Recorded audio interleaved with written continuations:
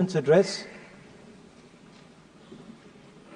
to maintain my attention on what was being said, because I had heard pretty much the same President's address the last time and the time before that and the time before that. And it was the same laundry list of things that the government has done. We have done this, we have done this, we have done this, 50 or 100 things that the government has done. And so while I was sitting there, I was thinking, okay, I am being critical about what is being said. And I am saying that this is not the type of President's address that should be delivered. Well, the question came to my mind, what type of address would an India Gathbandhan government deliver? How would that address be different than the address we heard? Because it's no point me saying that it is a laundry list and then not providing an alternative idea. And so today I would like to lay out some dimensions of what an alternative address would look like, what the India Gathbandhan would probably focus on, and where we would lay emphasis. The future of this country is going to be decided by the young men and women of this country, the youth of this country. So I think anything we say has to be addressed to them, has to be spoken to them. The first thing in front of us, and this is something I'm sure the Prime Minister would accept, and pretty much everybody in this room will accept, is that even though we have grown fast, we are growing slightly slower now, but we are still growing. A universal problem that we have faced is that we have not been able to tackle the problem of unemployment.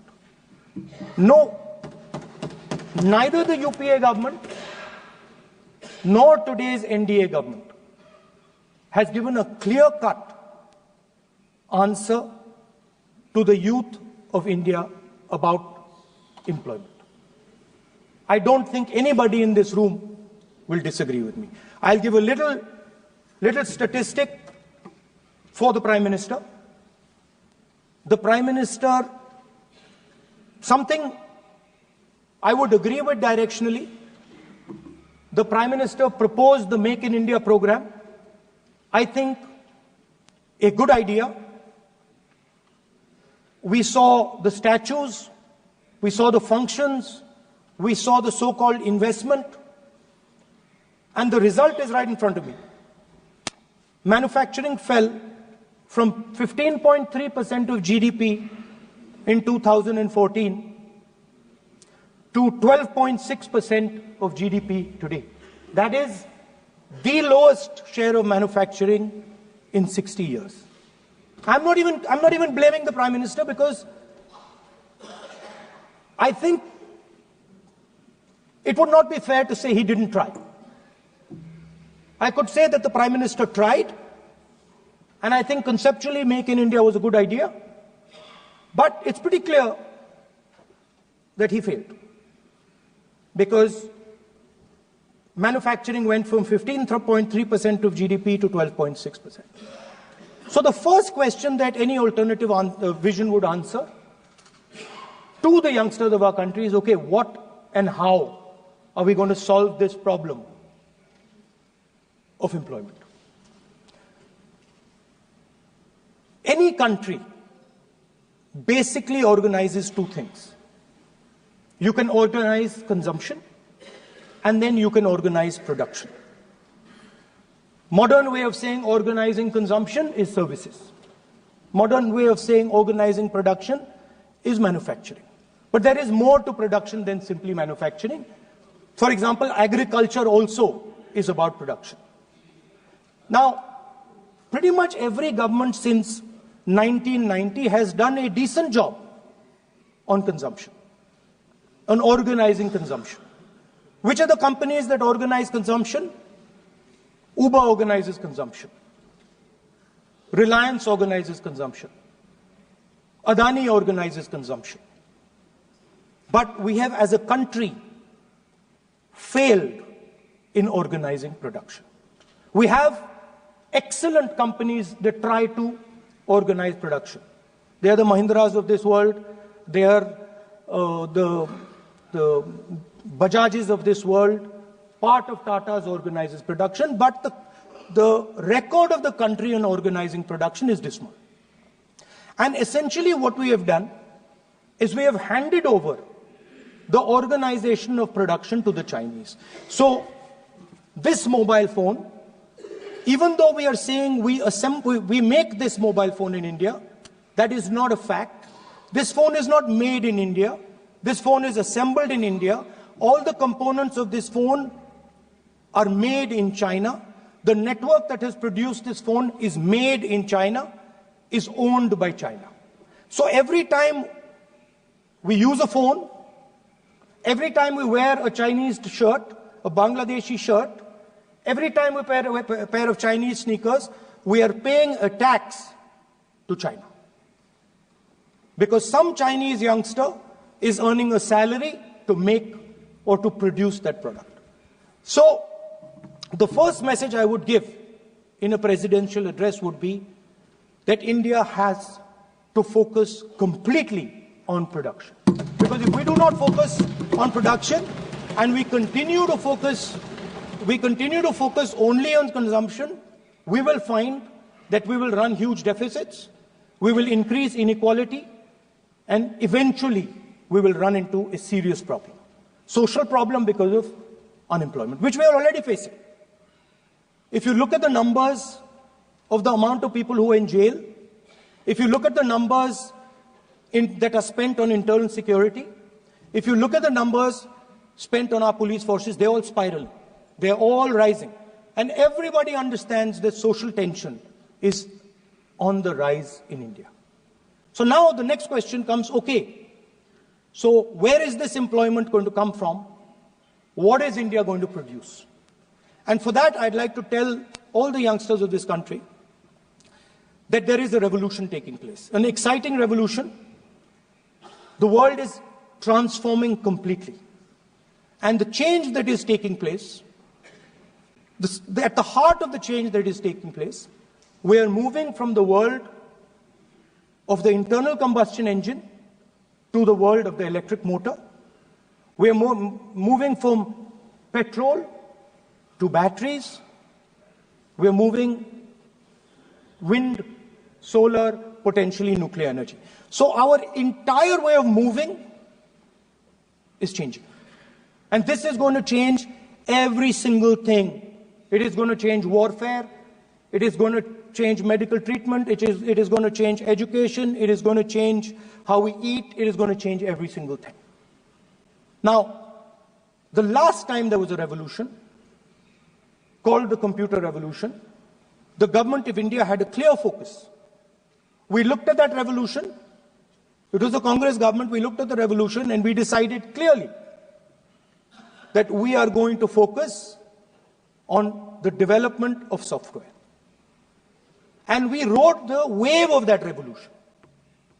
And today you can see the result. I remember people laughing. I remember people laughing when the computer was being talked about. You mentioned Mr. Vajpayee. I respect Mr. Vajpayee, but Mr. Vajpayee gave a speech saying that computers are of no consequence to India. So, what is important when there is a revolution? What is important is that you understand what are the drivers of that revolution and where exactly do you need to focus, where exactly do you need to sit in that revolution. I said that this revolution is going to change everything. And I want the youngsters in this country to think about it. There is a war going on in Ukraine. The war in Ukraine is actually a war between the internal combustion engine and the motor, the electric motor. The electric motor is inside the drone. the engine is inside the tank. And if you look at what is going on in Ukraine, the tanks are dying by the thousands. And small little drones with electric motors, small batteries, not much bigger than that, are destroying the entire tank artillery infrastructure of both Ukraine and Russia. So the drone is the electric motor. The drone is the battery. The drone also needs to see. So the drone is a camera. In the same way, electric cars. The electric car is a motor. The electric car is batteries. The electric car is cameras. Robots are exactly the same thing. Robots are electric motors, multiple electric motors with cameras, with batteries. And this is what the revolution is going to look like. So there are basically 4 technologies that are driving this entire change in mobility. Electric motors, batteries, optics, and then on top of that, you can apply AI. Now I want to tell the youngsters of this country, people talk about AI. But it's important to understand that AI on its own is absolutely meaningless. Because AI operates on top of data. Without data, AI means nothing. And if we look at data today, there is one thing which is very clear. Every single piece of data that comes out of the production system in the world, the data that was used to make this phone, the data that is used to make electric cars, the data that is used to make basically all electronics on the planet today is owned by China. And the consumption data is owned by the United States. In China, the consumption data is owned by China, but in India, companies like Google, companies like Facebook, companies like Instagram, X, they own our consumption data. So if India wants to talk about AI, it has to first answer the question, what data is going to power that AI? And the answer today is India does not have that data. Neither does India have production data, neither does India have consumption data. We have handed our consumption data to the big American companies, and the production data we don't have anyway. So what would that vision look like? The first thing, we would start getting youngsters excited about this revolution. We would start to introduce the idea of a completely new way of moving, a complete revolution in how things move. We would start teaching our children in schools about batteries, about electric motors, about how these things combine, about how drones, robots, electric cars are structured, how they will work together. And most important, we have to start building a production network so that we can get access to production data. Now, what would we focus on? We would not give you a laundry list. China has at least a 10-year lead on India in this space. China has been working on batteries, robots, motors, optics for the last 10 years, and we are behind. So what would our president's address say to the youngsters? We will choose critical areas in each one of these technologies, and we will start to build capabilities in those areas. The second thing we would do, we would ensure that our banking system is not captured by 2 or 3 companies that basically do not allow you to build a production system. But our banking system is open, is dynamic, and is accessible to small and medium businesses and to millions and millions of entrepreneurs who want to take part in this revolution. Our foreign policy would take into account this revolution. When we talk to the United States, we would not send our foreign minister to invite our prime minister to his coronation. We would not send him 3 or 4 times, please invite our prime minister. Because if we had a production system and if we were working on these technologies, the American president would come here and invite the prime minister. So it is important to understand where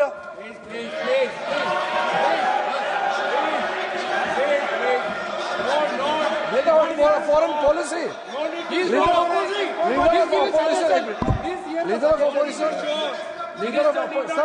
Leader of opposition cannot make such serious, unsubstantiated statement. This is related to the relation between two countries, and he is making an unverified statement about invitation of the Prime Minister of our country. Is matter of our dignity. How can you make such kind of statement? He is leader of opposition, sir.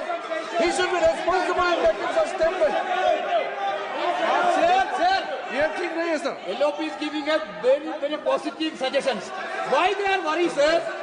For the country, he is giving. Leader of opposition has the information from any official source. He must inform the House. If leader of opposition has the information, please inform the House. Who has told you that foreign ministers visited for the purpose which you have mentioned? You must specify it. So, I'm sorry that disturbed you, that question. I apologize for disturbing your peace of mind. It's okay. I've apologized. I've apologized for disturbing your peace of mind. I'm sorry. Apologize for lying to the House. ऐसा नहीं होता है. तो serious होना चाहिए leader of opposition को. कम से कम देश के मामले में तो एक हो. देश के मामले में तो एक वॉइस से बोलना चाहिए. ये गलत बात है. ये ठीक नहीं है. लीडर ऑफ अपोजिशन को इस तरह का बयानबाजी नहीं करना चाहिए. ये गंभीर विषय पर चर्चा चल रही है. इसका गौरव विषय है. So we would start by telling our young men and women that they have to be at the forefront of this revolution. We cannot afford that the Chinese are at the forefront of this revolution. Number one. Number two, we will ensure that the absolute best experts on these technologies would talk to our students, would talk to our youngsters and guide them on what a future, on what these future technologies are going to do. We would make them partners in this revolution. Now, we talk about defense. And today, we have the Chinese. And the Prime Minister has denied it. And the army has contradicted the Prime Minister. It's true. The Prime Minister has denied it. The Prime Minister has denied it. And the army has disagreed with the Prime Minister that China is sitting on 4,000 square kilometers of our land, of our territory.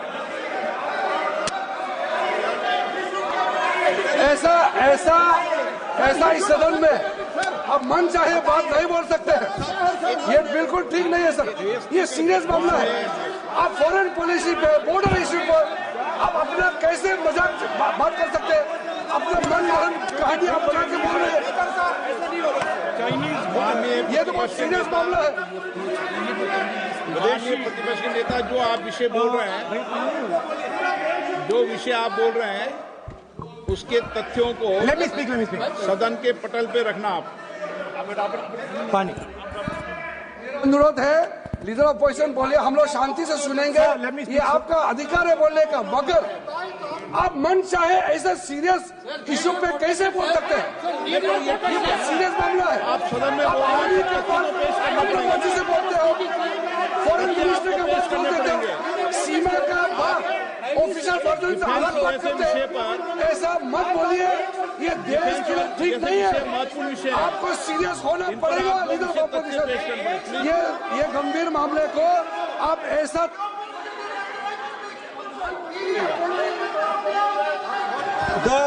The Prime Minister has denied that Chinese forces are inside our territory, but for some reason our army keeps talking to the Chinese about their entry into our territory, and our Chief of Army Staff has said that the Chinese are inside our territory. This is a fact. This is not invention, this is a fact. Now, but the reason China is inside our territory is important.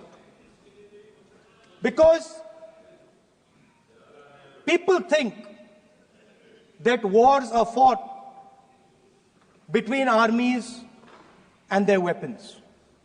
But the fact of the matter is that wars are fought by industrial systems.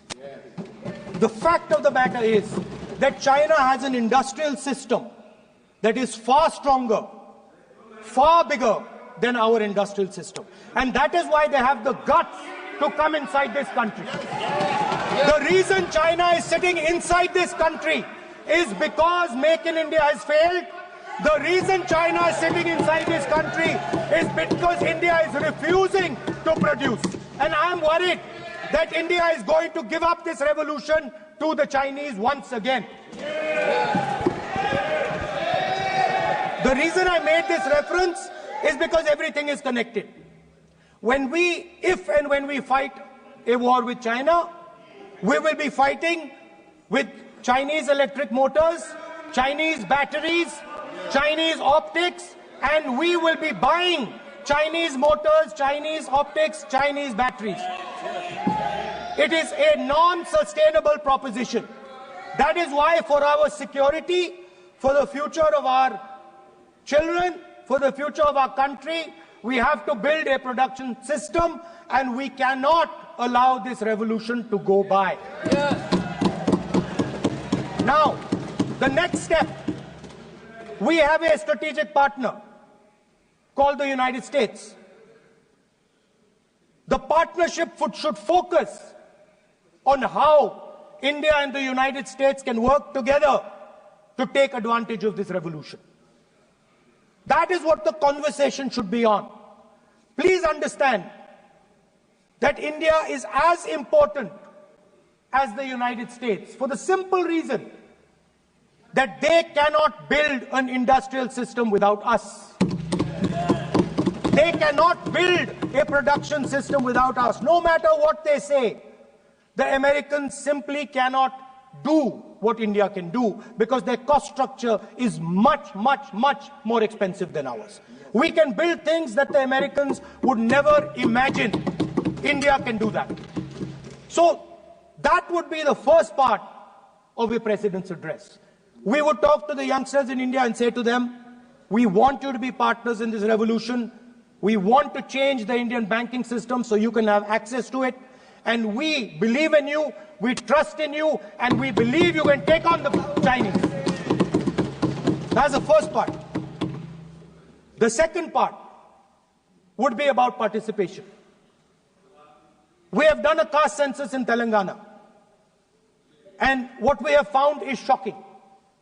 Almost 90% of Telangana is either Dalit, Adivasi, backward, or minority.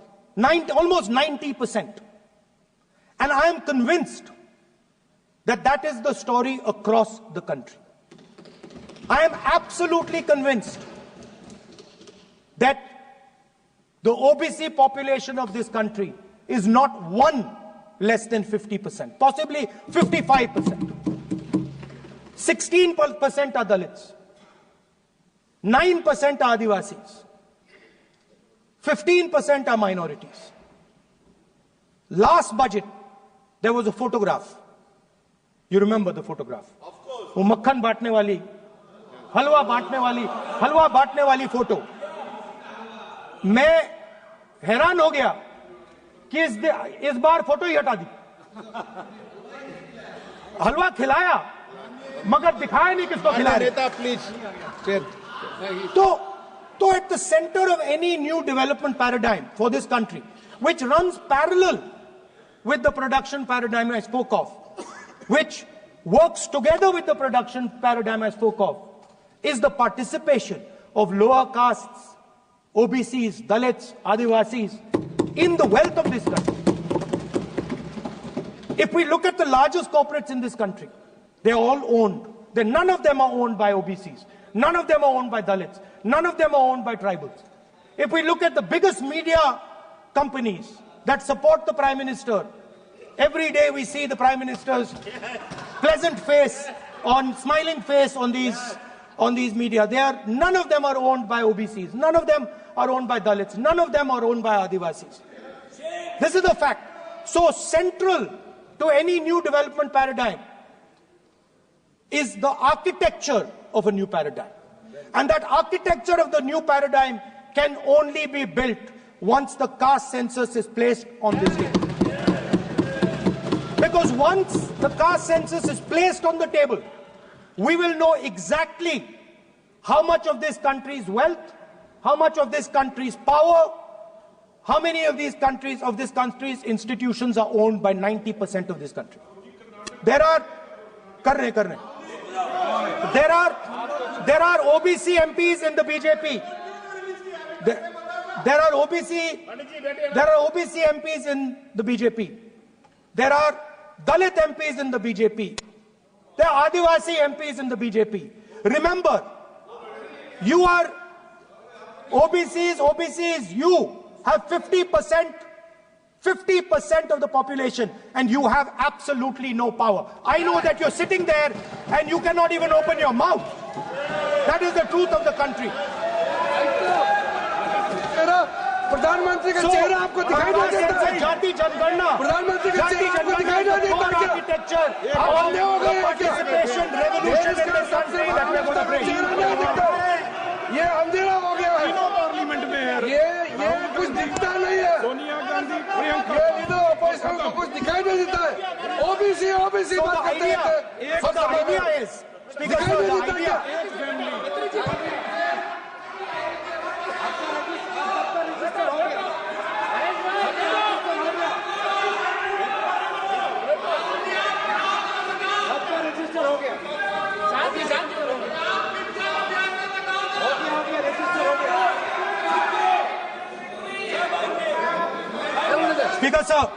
Speaker sir, so the idea is, on one side, allow India and the Indian youngsters to participate in the coming mobility revolution. Allow them to participate in building robots, in building drones, in building electronic items, in building EVs. And on the other side, running parallel.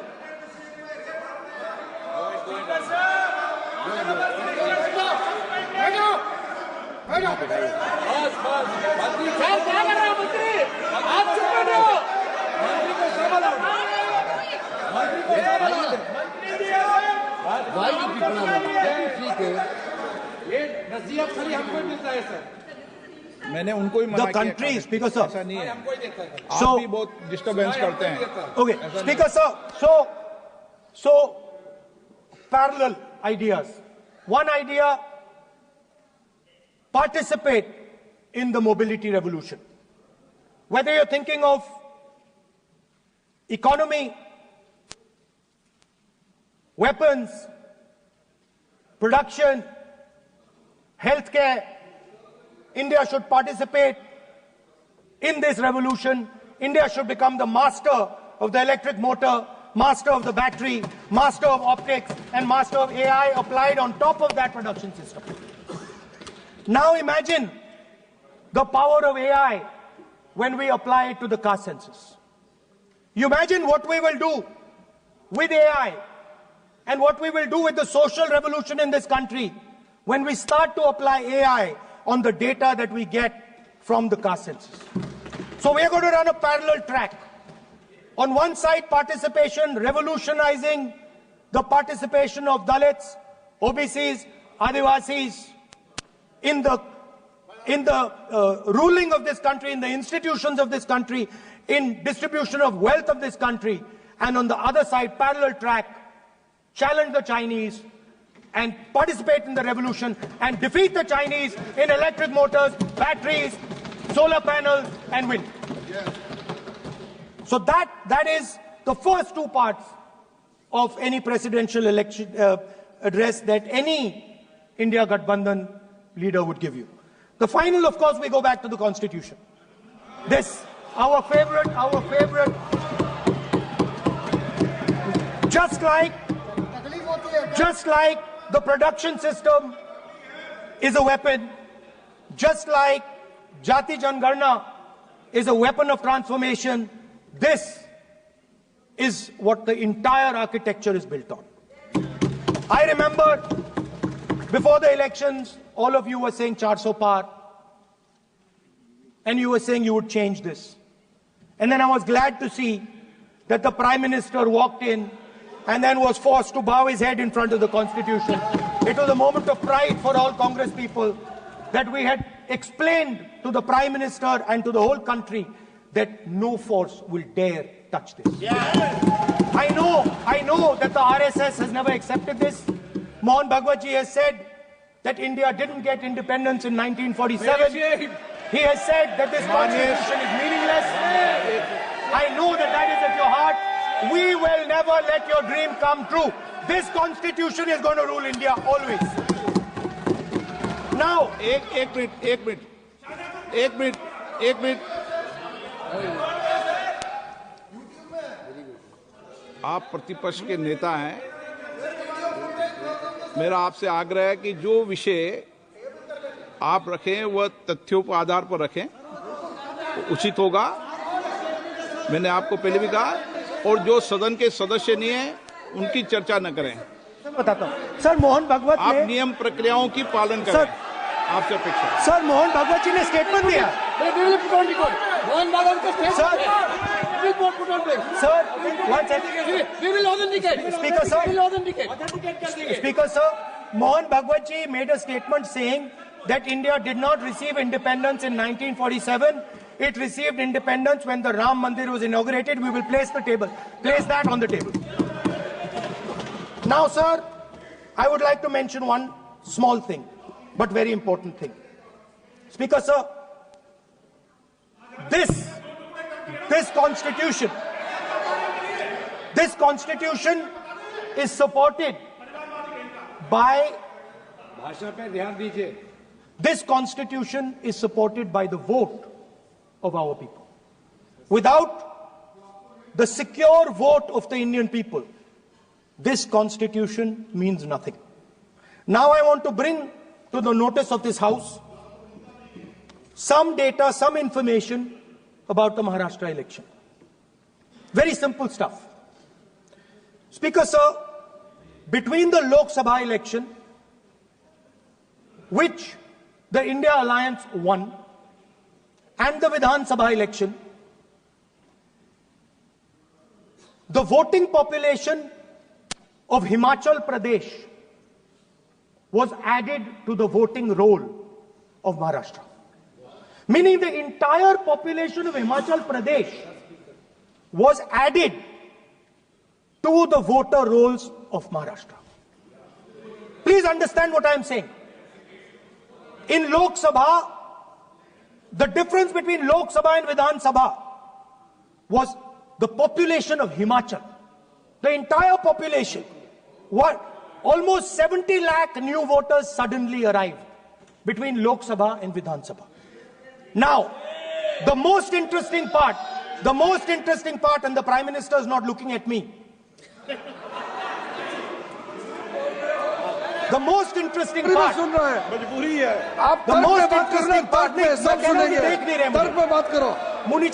suddenly. The most interesting part is,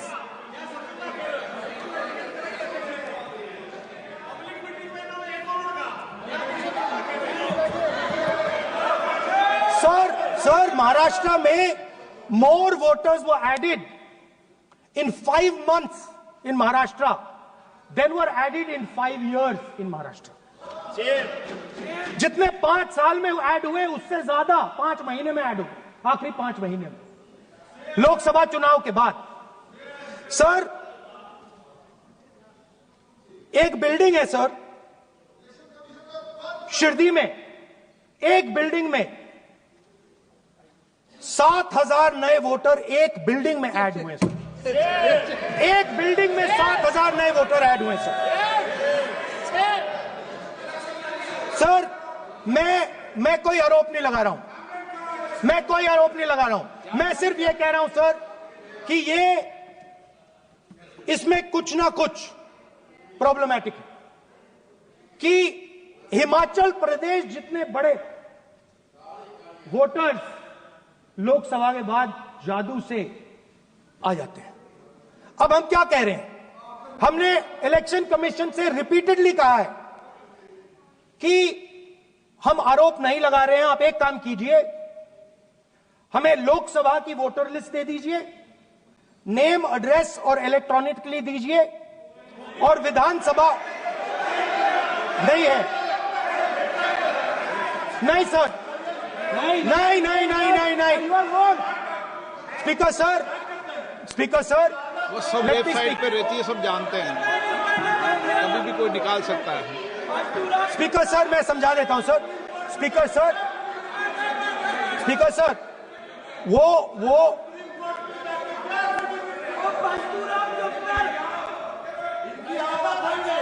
speaker sir we have asked, speaker sir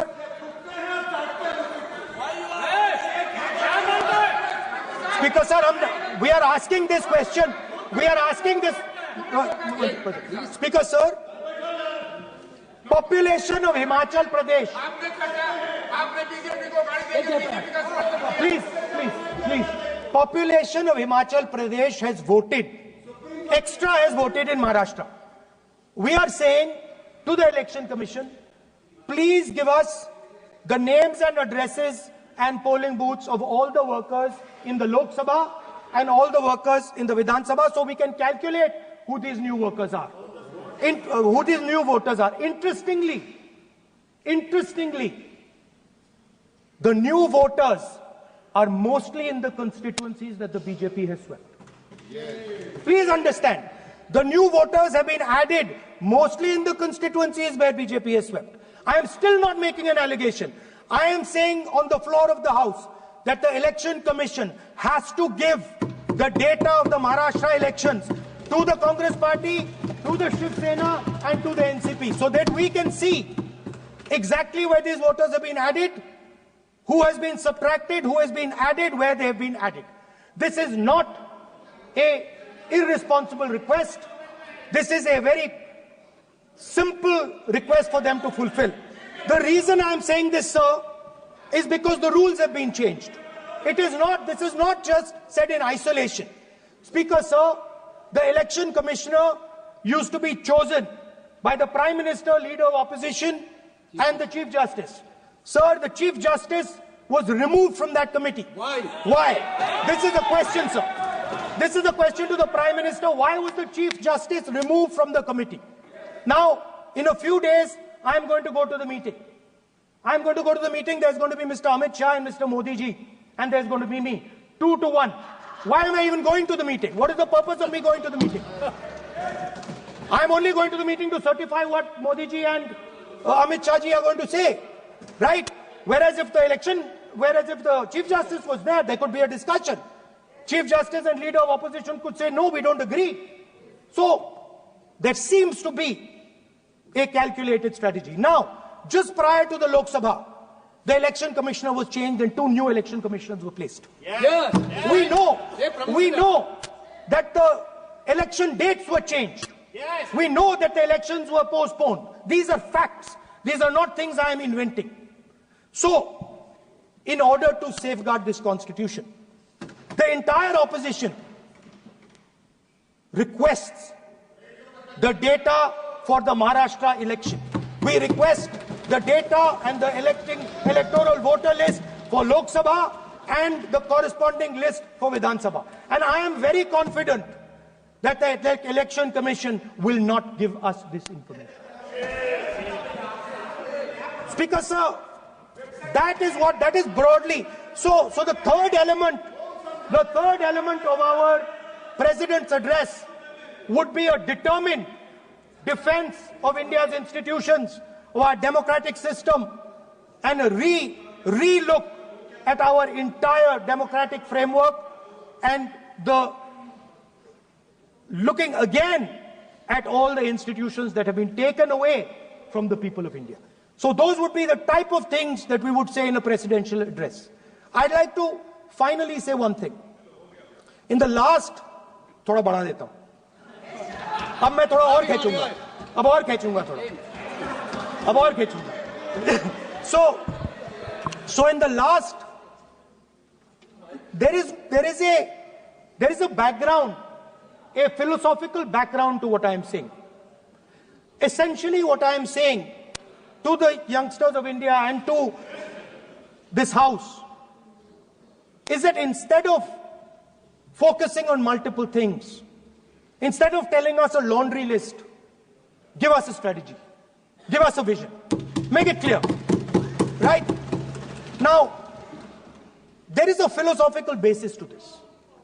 There is even a deep philosophical basis to this.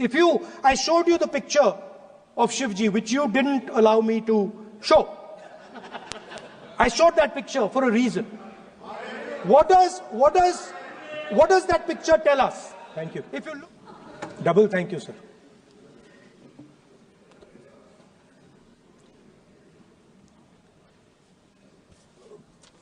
I heard the President's address. I sat there with Kharge ji and I listened to it. And I must say, I struggled through the President's address to maintain my attention on what was being said.